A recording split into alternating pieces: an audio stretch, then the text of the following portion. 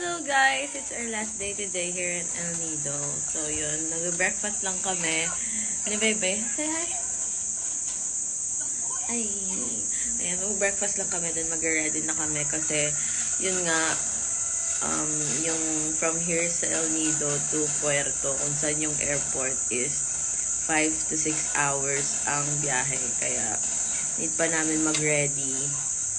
Kaya maaga din kami nagising ngayon. So, yun guys. Ayun, abangan nyo yung vlog namin ni Bebe. We have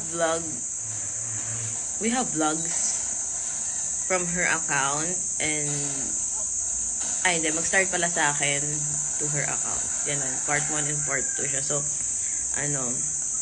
wait nyo siya kasi i-upload din namin siya by this week. Yung akin tapos ko na i-edit, yung kanya na lang